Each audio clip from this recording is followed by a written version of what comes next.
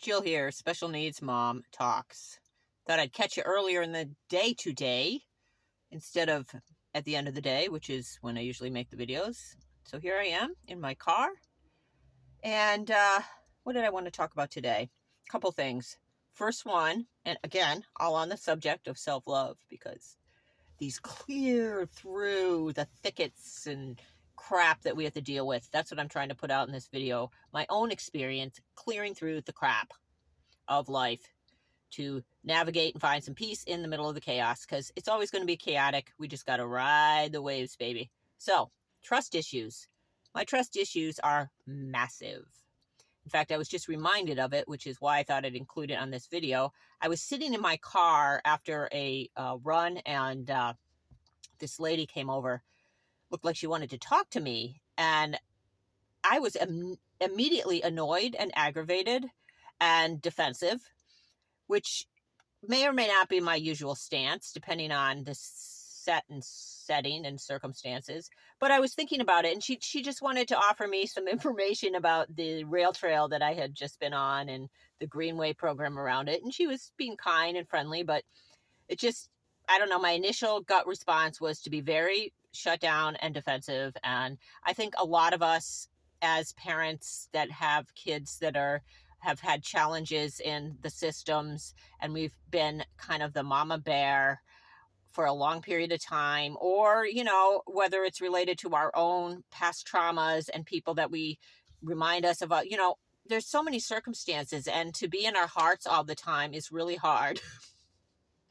With massive trust issues. So I'm observing it. I know where it comes from.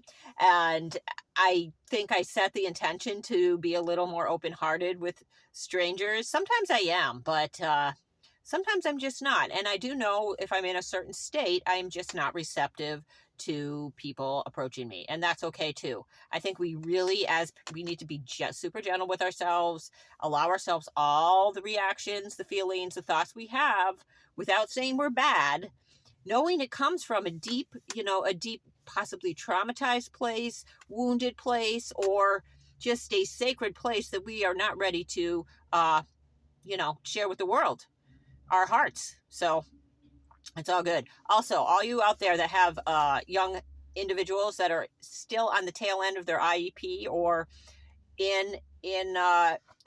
starting to think about adult services, make sure you get that 688. I believe that's the name of it. I know Tanya will correct me. I forget the names of these things, and I really should be more. Gosh, I do the best I can. But anyways, the adult services, if you want adult services for your offspring before they age out of the educational system around at the age of 22 in Massachusetts, you need a 688 referral to get them the services they need from, like, in Massachusetts, it's Department of Developmental Services, Mass Rehab Commission. So be mindful of that. If your kid is a young person that's an adult already, or turning into whatever the metamorphosis is, 688 plan, be mindful of that. Make sure you get those referrals to adult services before your offspring taps out of the system and they're on their own, and it's a lot harder. So that's my little pro tip of the day.